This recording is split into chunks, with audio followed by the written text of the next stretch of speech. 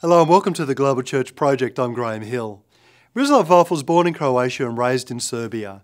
As a high school student growing up in a marginalised community, he found himself having to explain why Christian faith makes sense. This was the beginning of his journey as a theologian.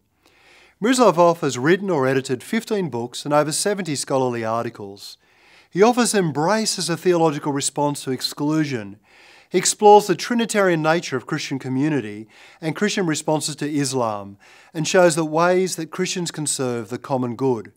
An internationally acclaimed theologian, he founded the Yale Centre for Faith and Culture. Miroslav Volf, welcome to the Global Church Project. You say if the gospel is to be a healing word today, then Christian theology must address the hatred of the other. How can we go about doing that? Well, we live in a world in which hatreds are being stoked. And also we live in a world in which indifference is being practiced as well.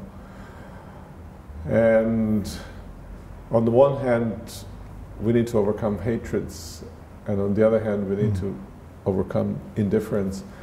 And the healing for both the hatred and indifference is actual engagement with the other as the one who has been created in God's image, as the one for whom Christ has died, as the one who has been called and destined for the eternal glory of the world of love. And I think when we situate the other person in this grand story and narrative of God with humanity, we can begin to overcome the hatreds and our indifferences and embrace the other. How do you think the metaphor of salvation as reconciliation moves us from exclusion to embrace? Reconciliation obviously is the central the central metaphor, and it has to do with the overcoming of enmity and coming to fellowship of those who have been estranged.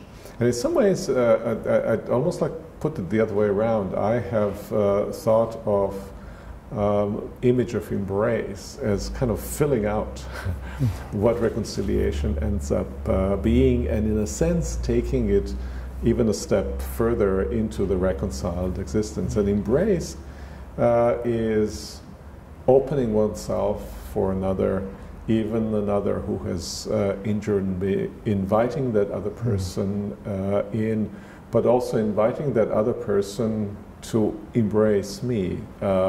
You can't have a one-sided embrace, all right?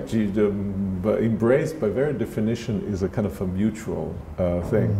And I think it symbolizes also in a very, very vivid way that reconciliation presumes that the peace has been established, but the integrity of the other person, their being themselves, remains. Reconciliation is not absorption of another person into oneself. And embrace symbolizes that, because it's not just that embrace is mutual and then you close the arms around the other and other around you, but you let the other go, because you can't have an internal embrace, right? In that sense, it defeats itself. And so it symbolizes the other belonging to me, continuing to live as part of my own existence, but the other being himself or herself also.